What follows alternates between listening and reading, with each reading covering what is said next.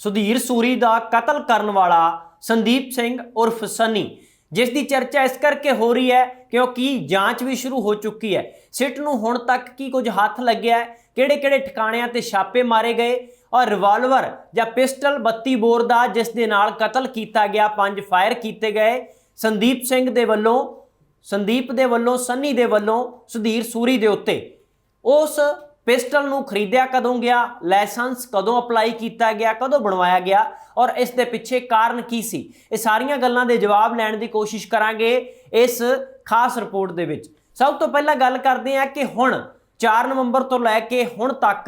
जिहड़ी जांच मुकम्मल हुई है उस दे विच मोटे तौर दे उत्ते कुछ तत्थ सामने निकल के आए ने, वो तुहाडे नाल साझे करांगे। सब तो पहला गल करते हैं कि जिहड़ा पिस्टल सी, जिहड़ा हथियार वरतिया गया सुधीर सूरी नूं मारन दे लई उस धरने वाली मुजाहरे वाली थां दे उत्ते, जिस तरीके नाल वीडियो तुसीं हुण तक दे चुके हो, वो पिस्टल आ जिहड़ा 2016 दे विच संदीप सिंह उर्फ सनी दे वल्लों खरीदिया गया सी। लाइसेंसी हथियार है जिसका जानकारी है जिहड़ी वो पंजाब के DGP गौरव यादव भी दे चुके ने। हुण गल करते हैं कि जिहड़ा ये लाइसेंसी हथियार है इस दे पिछे मनशा की सी, इस दे पिछे हुण तक जो पुलिस ने ऑब्जर्व किया और जो पुछगिछ की गई, सानू जानकारां तो ये पता लग्या कि इस कतल नूं करन दे पिछे कोई लंबी चौड़ी साजिश नहीं सी। हुण तक दा सब तो वड्डा खुलासा इस केस दे नाल जुड़िया होया है कि पुलिस ने ऑब्जर्व भी किया और हुण तक जिहड़ी जानकारी मिली है उस दे विच कहा जा रहा है कि इस दे विच कोई लंबी चौड़ी साजिश नज़र नहीं आउंदी, सैल्फ मोटिवेटेड है जिहड़ा वो संदीप सिंह बनदा है, जिस दियां पोस्टां तो भी अंदाज़ा लगाया जा रहा है कि किस तरीके नाल वो शिव सेना के कुछ आगुआं दे वल्लों या फिर होर जिहड़े इस तरह के फिरका प्रस्ती वाले लीडर सी उन्हां दे वल्लों दिते जा रहे नफरती भाषण हेट स्पीच है जिहड़ी उस दे बदलाव दे विच उस दे प्रतिक्रम दे वजों काफ़ी खफा नज़र आ रहा सी, जिस दे करके उस दे मन दे विच तस्वीर बैठती गई कि किवें और किस तरीके दे नाल उसनूं निशाना बनाया जाना। इत्थों तक कि संदीप सिंह ने यह भी मन्निया कि वह पहली बार आमो सामने सुधीर सूरी दे होया सी जदों ये कतल कांड नूं अंजाम दिता गया। हालांकि एक वीडियो वायरल हुई है जिहड़ी दसी जा रही है कि कुछ घंटे पहला ही,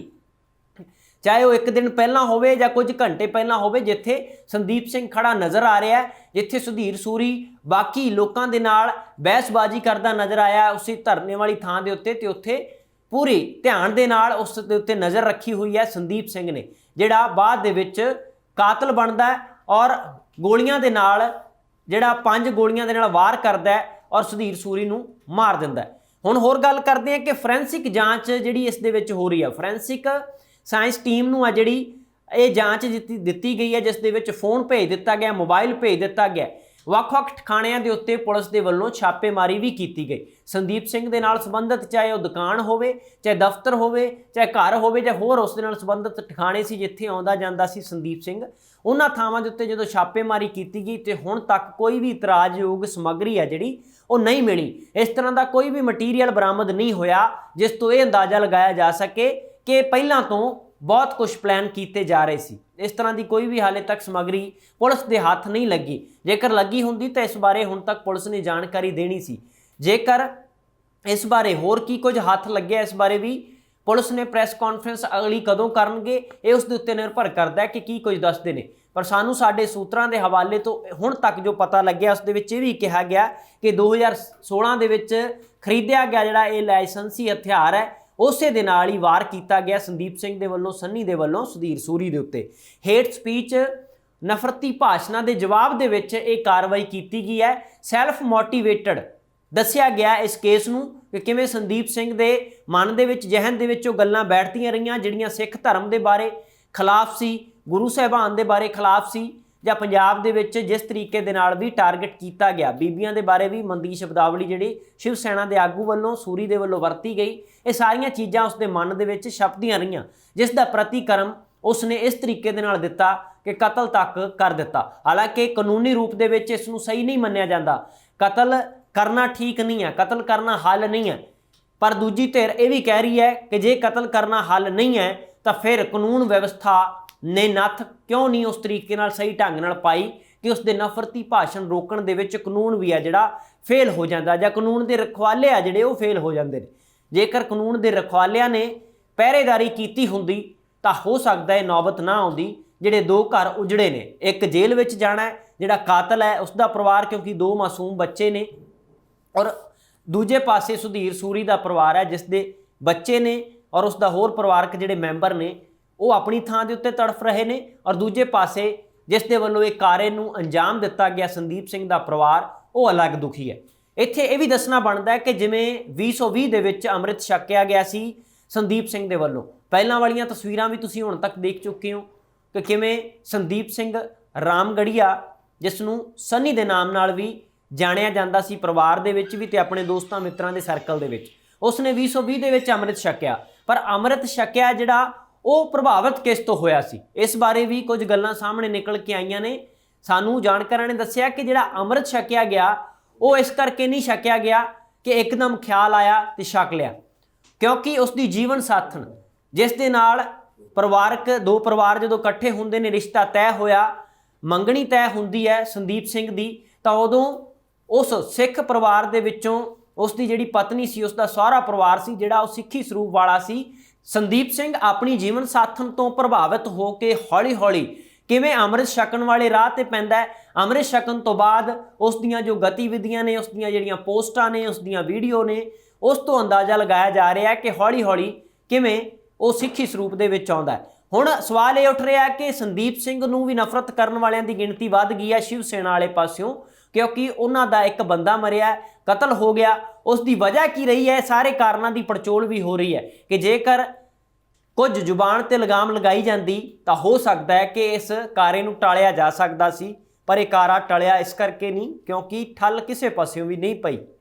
ਤੇ ਹੁਣ ਅੰਮ੍ਰਿਤਪਾਲ ਸਿੰਘ ਦੇ ਨਾਲ ਤੁਰਦਿਆਂ ਦੀ ਜਿਹੜੀ ਵੀਡੀਓ ਹੈ ਉਹ ਮੀਡੀਆ ਡੋਮੇਨ ਦੇ ਵਿੱਚ ਵੀ ਹੈ, ਸੋਸ਼ਲ ਮੀਡੀਆ ਅਕਾਊਂਟਸ ਦੇ ਉੱਤੇ ਵੀ ਹੈ, ਜਿਸ ਦੀ ਜਾਂਚ ਸੋਸ਼ਲ ਮੀਡੀਆ ਦੇ ਅਕਾਊਂਟ ਦੀ, ਮੋਬਾਈਲ ਫੋਨ ਦੀ ਤੇ ਇਲੈਕਟ੍ਰੋਨਿਕ ਚੀਜ਼ਾਂ ਜਿਹੜੀਆਂ ਜ਼ਬਤ ਕੀਤੀਆਂ ਗਈਆਂ ਨੇ ਸੰਦੀਪ ਸਿੰਘ ਦੀਆਂ ਪੁਲਿਸ ਦੇ ਵੱਲੋਂ, ਜਿਸ ਦੇ ਵਿੱਚ ਲੈਪਟਾਪ ਵੀ ਹੈ, ਸਮਾਰਟ ਘੜੀ ਵੀ ਦੱਸੀ ਜਾ ਰਹੀ ਹੈ। ਉਹਨਾਂ ਸਾਰੀਆਂ ਚੀਜ਼ਾਂ ਦੀ ਜਾਂਚ ਹੈ ਜਿਹੜੀ ਉਹ ਫੋਰੈਂਸਿਕ ਟੀਮ ਹੈ ਜਿਹੜੀ ਕਰ ਰਹੀ ਹੈ। ਰਿਪੋਰਟ ਜਦੋਂ ਤਿਆਰ ਹੋਵੇਗੀ ਉਸ ਰਿਪੋਰਟ ਦੇ ਆਧਾਰ ਦੇ ਉੱਤੇ ਕੁਝ ਕਿਹਾ ਜਾ ਸਕਦਾ ਹੈ ਕਿ ਉਸ ਦੇ ਵਿੱਚੋਂ ਕੁਝ ਅਜਿਹਾ ਹੈ ਜਿਸ ਦੇ ਵਿੱਚ ਇਹ ਸ਼ੋਅ ਹੁੰਦਾ ਹੋਵੇ ਕਿ ਪਲਾਨ ਪਹਿਲਾਂ ਤੋਂ ਕੀਤਾ ਜਾ ਰਿਹਾ ਸੀ ਕਤਲ ਦਾ, ਜਾਂ ਫਿਰ ਜਿਵੇਂ ਦੀ ਹੁਣ ਤੱਕ ਜਾਣਕਾਰੀ ਆਈ ਹੈ ਕਿ ਸਿਰਫ ਤੇ ਸਿਰਫ ਸੈਲਫ ਮੋਟੀਵੇਟਡ ਹੈ। ਹੌਲੀ ਹੌਲੀ ਦਿਮਾਗ ਦੇ ਵਿੱਚ ਇਹ ਗੱਲਾਂ ਛਪਦੀਆਂ ਗਈਆਂ ਕਿ ਸਿੱਖ ਧਰਮ ਦੇ ਬਾਰੇ ਕੀ ਕੁਝ ਬੋਲਿਆ ਜਾ ਰਿਹਾ ਹੈ ਤੇ ਉਸ ਦੇ ਵਿੱਚ ਜਵਾਬੀ ਕਾਰਵਾਈ ਦਿੱਤੀ ਗਈ। ਹੁਣ ਇਸ ਦੇ ਵਿੱਚ ਅਦਾਲਤ ਕੀ ਫੈਸਲਾ ਸੁਣਾਉਂਦੀ ਹੈ, ਕਿਉਂਕਿ ਇਹ ਸਾਰੀਆਂ ਦਲੀਲਾਂ ਰੱਖੀਆਂ ਜਾਣੀਆਂ। ਸੰਦੀਪ ਸਿੰਘ ਦੇ ਜਿਹੜੇ ਬਿਆਨ ਦਰਜ ਕੀਤੇ ਜਾ ਰਹੇ ਨੇ ਪੁੱਛਗਿੱਛ ਦੇ ਦੌਰਾਨ, ਇਹ ਸਾਰਾ ਕੁਝ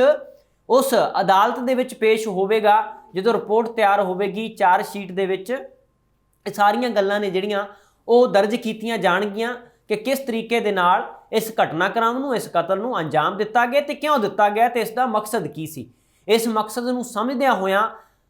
ਮਾਣਯੋਗ ਜੱਜ ਦੇ ਵੱਲੋਂ, ਅਦਾਲਤ ਦੇ ਵੱਲੋਂ ਫੈਸਲਾ ਕੀ ਆਉਂਦਾ ਹੈ, ਸਜ਼ਾ ਕਿੰਨੀ ਦਿੱਤੀ ਜਾਂਦੀ ਹੈ ਸੰਦੀਪ ਸਿੰਘ ਨੂੰ, ਇੱਕ ਕਤਲ ਦੀ ਸਜ਼ਾ ਮਿੱਥੇ ਰੂਪ ਦੇ ਵਿੱਚ ਅਦਾਲਤ ਕੀ ਸੁਣਾਉਂਦੀ ਹੈ,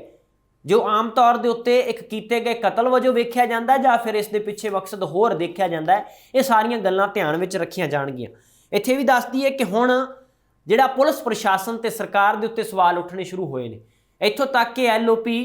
ਵਿਰੋਧੀ ਧਿਰ ਦੇ ਆਗੂ ਪ੍ਰਤਾਪ ਸਿੰਘ ਬਾਜਵਾ ਨੇ ਤਾਂ ਸਵਾਲ ਇੱਥੋਂ ਤੱਕ ਚੁੱਕ ਦਿੱਤਾ ਹੈ ਕਿ ਜਿਹੜੇ CP ਨੇ ਅੰਮ੍ਰਿਤਸਰ ਦੇ ਬਾਰਡਰ ਸਟੇਟ ਦੇ ਵਿੱਚ, ਬਾਰਡਰ ਜ਼ਿਲ੍ਹੇ ਦੇ ਵਿੱਚ ਕਾਨੂੰਨ ਵਿਵਸਥਾ ਨੂੰ ਠੀਕ ਨਾ ਰੱਖਣ ਦੇ ਇਲਜ਼ਾਮ ਉਹਨਾਂ ਨੇ ਲਗਾਏ ਨੇ ਤੇ ਉਹਨਾਂ ਨੇ ਇੱਥੋਂ ਤੱਕ ਸਰਕਾਰ ਤੋਂ ਮੰਗ ਕਰ ਦਿੱਤੀ ਹੈ ਕਿ ਜਿਹੜੇ ਕਮਿਸ਼ਨਰ ਪੁਲਿਸ ਨੇ ਅੰਮ੍ਰਿਤਸਰ ਦੇ, ਉਹਨਾਂ ਨੂੰ ਬਦਲ ਦਿੱਤਾ ਜਾਵੇ। ਅਰੁਣਪਾਲ ਸਿੰਘ, ਇੱਥੇ ਦੱਸਦੀ ਹੈ, ਜ਼ਿਕਰਯੋਗ ਹੈ ਕਿ ਅਰੁਣਪਾਲ ਸਿੰਘ ਦੇ ਕੋਲ CP ਦੀ ਪੋਸਟ ਹੈ, ਅੰਮ੍ਰਿਤਸਰ ਦੇ ਵਿੱਚ ਐਡੀਸ਼ਨਲ ਚਾਰਜ ਦਿੱਤਾ ਗਿਆ। ਇਸ ਤੋਂ ਇਲਾਵਾ ਚੰਡੀਗੜ੍ਹ ਦੇ ਵਿੱਚ ਵੀ ਅਹਿਮ ਜ਼ਿੰਮੇਵਾਰੀ ਦਿੱਤੀ ਗਈ ਹੈ। ਤਾਂ ਹੁਣ CP ਕੀ ਇਕੱਲੇ CP ਕਸੂਰਵਾਰ ਨੇ, ਪੂਰਾ ਪੁਲਿਸ ਡਿਪਾਰਟਮੈਂਟ ਕਸੂਰਵਾਰ ਹੈ, ਪੁਲਿਸ ਮਹਿਕਮਾ ਕਸੂਰਵਾਰ ਹੈ, ਸਰਕਾਰ ਕਸੂਰਵਾਰ ਹੈ, ਜਾਂ ਫਿਰ ਹੌਲੀ ਹੌਲੀ ਸਿਰਜਿਆ ਜਾ ਰਿਹਾ ਕਿਸੇ ਦੇ ਇਸ਼ਾਰਿਆਂ ਦੇ ਉੱਤੇ ਮਾਹੌਲ ਹੈ ਜਿਹੜਾ ਉਹ ਕਸੂਰਵਾਰ ਹੈ। ਇਹ ਸਾਰੀਆਂ ਜੜ੍ਹਾਂ ਤੱਕ ਪਹੁੰਚਣ ਦੀ ਲੋੜ ਹੈ ਤਾਂ ਹੀ ਕਿਸੇ ਮਸਲੇ ਦਾ ਹੱਲ ਹੋ ਸਕਦਾ ਹੈ। ਪਰ ਜਿਹੜੀ ਹੁਣ ਤੱਕ ਜਾਣਕਾਰੀ ਸਾਡੇ ਕੋਲ ਨਿਕਲ ਕੇ ਆਈ ਹੈ ਕਿ ਜਿਹੜਾ ਪਿਸਟਲ ਹੈ 32 ਬੋਰ ਦਾ, ਜਿਸ ਦੇ ਵਿੱਚੋਂ ਮੌਕੇ ਦੇ ਉੱਤੋਂ ਇਹ ਵੀ ਜਾਣਕਾਰੀ ਸਾਂਝੀ ਕਰਦੀ ਹੈ ਕਿ ਬਰਾਮਦ ਕੀ ਕੁਝ ਹੋਇਆ ਸੀ। ਬਾਅਦ ਦੇ ਵਿੱਚ ਤਾਂ ਛਾਪੇਮਾਰੀ ਕੀਤੀ ਗਈ, ਲੈਪਟਾਪ ਵਰਗੀਆਂ ਚੀਜ਼ਾਂ, ਫੋਨ ਤੇ ਸਮਾਰਟ ਘੜੀ ਵਰਗੀਆਂ ਚੀਜ਼ਾਂ ਨੇ ਜਿਹੜੀਆਂ ਉਹ ਤਾਂ ਜ਼ਬਤ ਕੀਤੀਆਂ ਗਈਆਂ। ਪਰ ਮੌਕੇ ਤੇ ਜਦੋਂ ਗ੍ਰਿਫਤਾਰੀ ਹੋਈ, ਜਿਹੜਾ ਕਿ ਸ਼ਿਵ ਸੈਨਾ ਦੇ ਆਗੂ ਇਹ ਦਾਅਵਾ ਕਰਦੇ ਨੇ ਕਿ ਪੁਲਿਸ ਤਾਂ ਉੱਥੋਂ ਤਿੱਤਰ ਬਿੱਤਰ ਹੋ ਗਈ ਸੀ ਜਦੋਂ ਗੋਲੀ ਚੱਲੀ ਸੀ, ਉਹ ਖਿੰਡ ਚੁੱਕੇ ਸੀ। ਥੋੜੇ ਜਿਹੇ ਮੁਲਾਜ਼ਮ ਜਿਹੜੇ ਚੋਰੀ ਛੁਪ ਕੇ ਪਿੱਛੇ ਖੜੇ ਸੀ ਉਹ ਬਾਅਦ ਵਿੱਚ ਅੱਗੇ ਆਏ। ਸ਼ਿਵ ਸੈਨਾ ਦੇ ਆਗੂਆਂ ਨੇ ਸੰਦੀਪ ਸਿੰਘ ਨੂੰ ਕਾਬੂ ਕਰਕੇ ਪੁਲਿਸ ਦੇ ਹਵਾਲੇ ਕੀਤਾ, ਪਰ ਪੁਲਿਸ ਨੇ ਕਿਹਾ ਕਿ ਅਸੀਂ ਮੌਕੇ ਦੇ ਉੱਤੇ ਕਾਰਵਾਈ ਕਰਦੇ ਹਾਂ, ਕਾਤਲ ਨੂੰ ਫੜ ਲਿਆ ਸੀ। ਹੁਣ ਇੱਥੇ ਇਹ ਸਵਾਲ ਪੈਦਾ ਹੁੰਦਾ ਹੈ ਕਿ ਮੌਕੇ ਦੇ ਉੱਤੇ ਜਿਹੜਾ ਕੁਝ ਬਰਾਮਦ ਕੀਤਾ ਗਿਆ ਕੀ ਉਸ ਦੇ ਇਸ਼ਾਰੇ ਕਿਸੇ ਹੋਰ ਪਾਸੇ ਜਾ ਸਕਦੇ ਨੇ, ਕਿਉਂਕਿ ਉੱਥੇ ਦੱਸਿਆ ਗਿਆ, ਪੁਲਿਸ ਦੇ ਵੱਲੋਂ ਜਾਣਕਾਰੀ ਦਿੱਤੀ ਗਈ, FIR ਦੇ ਵਿੱਚ ਵੀ ਇਹ ਔਨ ਰਿਕਾਰਡ ਹੈ, ਦਰਜ ਕੀਤਾ ਗਿਆ ਕਿ ਇੱਕ ਮੈਗਜ਼ੀਨ ਜਿਹੜਾ ਲੋਡਡ ਸੀ ਉਸ ਨੂੰ ਅਨਲੋਡਡ ਫਿਰ ਕੀਤਾ ਗਿਆ ਤੇ ਉਸ ਦੇ ਵਿੱਚੋਂ ਇੱਕ ਜਿੰਦਾ ਕਾਰਤੂਸ ਮਿਲਿਆ, 5 ਫਾਇਰ ਕੀਤੇ ਗਏ, 5 ਜਿਹੜੇ ਖੋਲ ਨੇ ਉਹ ਵੀ ਉੱਥੋਂ ਇਕੱਠੇ ਕੀਤੇ ਗਏ ਪੁਲਿਸ ਦੇ ਵੱਲੋਂ। ਤੇ ਉਸ ਤੋਂ ਬਾਅਦ ਜੇ ਗੱਲ ਕਰੀਏ ਕਿ ਇੱਕ ਮੈਗਜ਼ੀਨ ਹੋਰ ਉਸ ਦੀ ਸੱਜੀ ਜੇਬ ਦੇ ਵਿੱਚੋਂ ਨਿਕਲਦਾ ਹੈ, ਜਿਸ ਦੇ ਵਿੱਚ 8 ਜਿੰਦਾ ਕਾਰਤੂਸ ਨੇ ਜਿਹੜੇ ਉਹ ਬਰਾਮਦ ਕੀਤੇ ਗਏ ਸੀ। ਤਾਂ ਇਹ 8 ਜਿੰਦਾ ਕਾਰਤੂਸ ਨਾਲ ਬਰਾਮਦ ਕੀਤੇ ਗਏ ਮੈਗਜ਼ੀਨ ਦੇ ਵਿੱਚੋਂ, ਤੇ ਨਾਲ ਜਿਹੜਾ ਸੰਦੀਪ ਸਿੰਘ ਨੂੰ ਮੌਕੇ ਤੋਂ ਕਾਬੂ ਕੀਤਾ ਗਿਆ ਉਸਨੇ ਉਸ ਤੋਂ ਬਾਅਦ ਪਛਾਣ ਦੱਸੀ। ਫਿਰ ਸੰਬੰਧਿਤ ਪਰਿਵਾਰਾਂ ਨੂੰ, ਹਲਕਿਆਂ ਨੂੰ ਇਹ ਪਤਾ ਲੱਗਿਆ ਤਾਂ ਇਹ ਮਾਮਲਾ ਹੌਲੀ ਹੌਲੀ ਆਉਂਦਾ ਸਾਰਿਆਂ ਦੇ ਸਾਹਮਣੇ ਆ ਗਿਆ, ਕਿਉਂਕਿ ਸੋਸ਼ਲ ਮੀਡੀਆ ਦੇ ਜ਼ਮਾਨੇ ਦੇ ਵਿੱਚ ਕੋਈ ਵੀ ਚੀਜ਼ ਦੇਰੀ ਨਾਲ ਲੋਕਾਂ ਤੱਕ ਨਹੀਂ ਪਹੁੰਚਦੀ। ਇੱਕਦਮ ਲੋਕਾਂ ਤੱਕ ਜਦੋਂ ਚੀਜ਼ਾਂ ਪਹੁੰਚੀਆਂ ਤਾਂ ਆਪੋ ਆਪਣੇ ਅੰਦਾਜ਼ੇ ਲਗਾਏ ਜਾਣ ਲੱਗੇ ਕਿ ਇਸ ਮਸਲੇ ਦੇ ਵਿੱਚ ਕਾਰਨ ਕੀ ਹੋ ਸਕਦੇ ਨੇ, ਕੀ ਇਸ ਪਿੱਛੇ ਲੰਮੀ ਸਾਜ਼ਿਸ਼ ਸੀ, ਕੀ ਇਸ ਪਿੱਛੇ ਅੰਮ੍ਰਿਤਪਾਲ ਦੇ ਦਿੱਤੇ ਹੋਏ ਭਾਸ਼ਣਾਂ ਦਾ ਵੀ ਅਸਰ ਸੀ, ਜਾਂ ਫਿਰ ਸ਼ਿਵ ਸੈਨਾ ਨੇ ਜੋ ਅੱਗ ਪਹਿਲਾਂ ਸੁੱਟੀ ਸਮਾਜ ਦੇ ਵਿੱਚ ਕੀ ਉਸੇ ਦਾ ਸੇਕ ਲੱਗਿਆ। ਇਹ ਸਾਰੇ ਤਰ੍ਹਾਂ ਦੀਆਂ ਚਰਚਾਵਾਂ ਚੱਲਦੀਆਂ ਰਹੀਆਂ, ਪਰ ਜਿਹੜਾ 32 ਬੋਰ ਦਾ ਪਿਸਟਲ ਜਿਸ ਨਾਲ ਇੱਕ ਸਾਰੇ ਘਟਨਾਕ੍ਰਮ ਨੂੰ ਅੰਜਾਮ ਦਿੱਤਾ ਗਿਆ ਸੰਦੀਪ ਸਿੰਘ ਦੇ ਵੱਲੋਂ, ਸੰਨੀ ਦੇ ਵੱਲੋਂ, ਉਹ 2016 ਦੇ ਵਿੱਚ ਲਾਇਸੈਂਸ ਹੈ ਜਿਹੜਾ ਉਹ ਬਣਵਾ ਲਿਆ ਜਾਂਦਾ। ਪਰ 2016 ਤੋਂ ਲੈ ਕੇ 2020 ਇਸ ਦੇ ਨਾਲ ਕੋਈ ਧਾਰਮਿਕ ਭਾਵਨਾ ਜਿਹੜੀ ਜੁੜੀ ਹੋਈ ਸੀ ਸੰਦੀਪ ਸਿੰਘ ਦੀ, ਉਸ ਦੇ ਨਾਲ ਕੋਈ ਸੰਬੰਧ ਨਹੀਂ ਹੈ ਪਿਸਟਲ ਦਾ, ਕਿਉਂਕਿ 2016 ਦੇ ਵਿੱਚ ਪਿਸਟਲ ਹੈ ਜਿਹੜਾ ਖਰੀਦਿਆ ਜਾਂਦਾ ਹੈ, ਲਾਇਸੈਂਸ ਬਣਵਾਇਆ ਜਾਂਦਾ ਹੈ, ਤੇ 2020 ਦੇ ਵਿੱਚ ਆਪਣੀ ਜੀਵਨ ਸਾਥਣ ਤੋਂ ਪ੍ਰਭਾਵਿਤ ਹੋ ਕੇ ਹੀ ਜਿਹੜਾ ਸੰਦੀਪ ਸਿੰਘ ਨੇ, ਸੰਨੀ ਨੇ ਅੰਮ੍ਰਿਤ ਛਕਿਆ ਸੀ, ਸੰਦੀਪ ਸਿੰਘ ਰਾਮਗੜੀਆ। ਔਰ ਉਸ ਦੀ ਜਿਹੜੀ ਇਹ ਸਾਰੀ ਕਹਾਣੀ ਹੈ, ਕਿਉਂਕਿ ਪਿਛਲੇ 6 ਮਹੀਨਿਆਂ ਦਾ ਰਿਕਾਰਡ ਚੈੱਕ ਕੀਤਾ ਜਾ ਰਿਹਾ, ਇਸ ਦੇ ਵਿੱਚ ਫੋਰੈਂਸਿਕ ਟੀਮ ਹੈ ਜਿਹੜੀ ਉਹ ਇਹ ਵੀ ਜਾਂਚ ਕਰੇਗੀ ਕਿ WhatsApp ਕਾਲਾਂ ਕਿੱਥੇ ਹੋਈਆਂ, ਜਿਹੜੀ ਨਾਰਮਲ ਕਾਲ ਹੈ, ਜਿਹੜੀ ਕਾਲ ਲੌਗ ਦੇ ਵਿੱਚ ਕਿਹੜੇ-ਕਿਹੜੇ ਨੰਬਰ ਡਾਇਲ ਕੀਤੇ ਗਏ, ਕਿੱਥੋਂ ਮਿਸ ਕਾਲ ਆਈ, ਇਹ ਸਾਰੀਆਂ ਚੀਜ਼ਾਂ, ਕੀ ਕੁਝ ਡਿਲੀਟ ਵੀ ਕੀਤਾ ਗਿਆ ਰਿਕਾਰਡ, ਜਾਂ ਫਿਰ ਸਾਰਾ ਕੁਝ ਉਸੇ ਤਰ੍ਹਾਂ ਸਾਫ਼ ਸਪਸ਼ਟ ਹੈ ਸੰਦੀਪ ਸਿੰਘ ਦੇ ਉਹਨਾਂ ਇਲੈਕਟ੍ਰੋਨਿਕ ਚੀਜ਼ਾਂ ਦੇ ਵਿੱਚ, ਚਾਹੇ ਉਹ ਮੋਬਾਈਲ ਫੋਨ ਹੈ, ਖਾਸ ਕਰਕੇ ਮੋਬਾਈਲ ਯੰਤਰ ਦੇ ਵਿੱਚ, ਇਹ ਸਾਰੀਆਂ ਚੀਜ਼ਾਂ ਦੀ ਜਾਂਚ ਹੋ ਰਹੀ ਹੈ। ਤੇ ਇਹ ਵੀ ਦੱਸਿਆ ਗਿਆ ਕਿ ਪਿਛਲੇ 6 ਮਹੀਨਿਆਂ ਦਾ ਰਿਕਾਰਡ ਘੱਟੋ ਘੱਟ ਪਹਿਲਾਂ ਖੰਗਾਲਿਆ ਜਾਵੇਗਾ, ਜੇਕਰ ਉਸ ਦੇ ਵਿੱਚ ਕੋਈ ਸੁਰਾਗ ਨਹੀਂ ਮਿਲਦਾ ਤੇ ਉਸ ਤੋਂ ਵੀ ਪਿੱਛੇ ਜਾਇਆ ਜਾ ਸਕਦਾ ਹੈ। ਪਰ ਪਿਛਲੇ 6 ਮਹੀਨਿਆਂ ਦੇ ਰਿਕਾਰਡ ਦੇ ਉੱਤੇ ਅੱਖ ਰੱਖੀ ਜਾ ਰਹੀ ਹੈ, ਕਿਉਂਕਿ ਉਸੇ 6 ਮਹੀਨਿਆਂ ਦੇ ਦੌਰਾਨ ਅੰਮ੍ਰਿਤਪਾਲ ਸਿੰਘ ਦਾ ਨਾਮ ਵਾਰ-ਵਾਰ ਇਸ ਕਰਕੇ ਸ਼ਿਵ ਸੈਨਾ ਦੇ ਆਗੂਆਂ ਵੱਲੋਂ ਵੀ ਜੋੜਿਆ ਗਿਆ ਕਿ ਉਹਨਾਂ ਦਿਨਾਂ ਦੇ ਦੌਰਾਨ ਹੀ ਅੰਮ੍ਰਿਤਪਾਲ ਸਿੰਘ ਨੇ ਆਪਣੇ ਭਾਸ਼ਣ ਦਿੱਤੇ ਨੇ, ਉਹਨਾਂ ਦੀ ਦੁਬਈ ਤੋਂ ਪੰਜਾਬ ਦੇ ਵਿੱਚ ਐਂਟਰੀ ਹੁੰਦੀ ਹੈ, ਜਿਸ ਦੇ ਕਰਕੇ ਇਹ ਸਾਰੀਆਂ ਗੱਲਾਂ ਕੀਤੀਆਂ ਗਈਆਂ। ਅੰਮ੍ਰਿਤਪਾਲ ਸਿੰਘ ਦੇ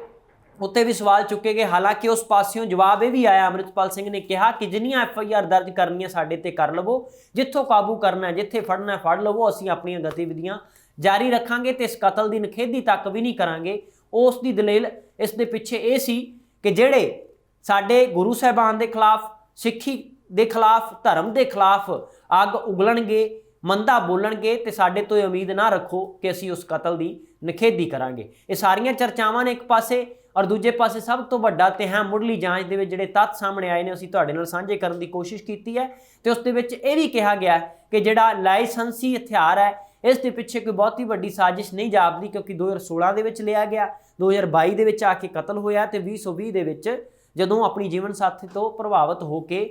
ਸੰਦੀਪ ਸਿੰਘ ਨੇ ਅੰਮ੍ਰਿਤ ਛਕਿਆ ਸੀ। ਇਹ ਸਾਰੀਆਂ ਗੱਲਾਂ ਨੂੰ ਜੋੜ ਕੇ ਆਪਸ ਦੇ ਵਿੱਚ ਇਸ ਕਰਕੇ ਦੇਖਿਆ ਜਾ ਰਿਹਾ ਕਿਉਂਕਿ ਸਰਕਾਰੀ ਏਜੰਸੀਆਂ ਦੀ ਜਿਹੜੀ ਨਜ਼ਰ ਹੈ ਉਹ ਹਰ ਜਿਹੜੇ ਗਰਮ ਖਿਆਲੀ ਨੇ, ਚਾਹੇ ਉਹ ਸਿੱਖ ਭਾਈਚਾਰੇ ਵਿੱਚ ਹੋਣ, ਚਾਹੇ ਹਿੰਦੂ ਵਾਲੇ ਪਾਸੇ ਹੋਣ, ਹਿੰਦੂ ਭਾਈਚਾਰੇ ਦੇ ਵਿੱਚ, ਉਹਨਾਂ ਦੋਵਾਂ ਚੀਜ਼ਾਂ ਨੂੰ ਮੱਦੇਨਜ਼ਰ ਰੱਖਦਿਆਂ ਹੋਇਆਂ ਇਹ ਜਾਂਚ ਨੂੰ ਅੱਗੇ ਵਧਾਉਣ ਦੇ ਦਾਅਵੇ ਕੀਤੇ ਜਾ ਰਹੇ ਨੇ। ਹੁਣ ਜਾਂਚ ਨਿਰਪੱਖਤਾ ਦੇ ਨਾਲ ਕਦੋਂ ਮੁਕੰਮਲ ਹੁੰਦੀ ਹੈ, ਕਦੋਂ ਸਾਹਮਣੇ ਆਉਂਦੇ ਨੇ ਹੋਰ ਤੱਥ, ਜਦੋਂ ਵੀ ਜਾਣਕਾਰੀ ਮਿਲੇਗੀ ਤੁਹਾਡੇ ਨਾਲ ਸਾਂਝੀ ਕਰਾਂਗੇ। ਫਿਲਹਾਲ ਇਸ ਰਿਪੋਰਟ ਵਿੱਚ ਅਸੀਂ ਦੱਸਣ ਦੀ ਕੋਸ਼ਿਸ਼ ਕੀਤੀ ਹੈ ਕਿ ਸੰਦੀਪ ਸਿੰਘ ਕਿਵੇਂ ਆਪਣੇ ਦਿਮਾਗ ਦੇ ਵਿੱਚ ਉਹ ਚੀਜ਼ਾਂ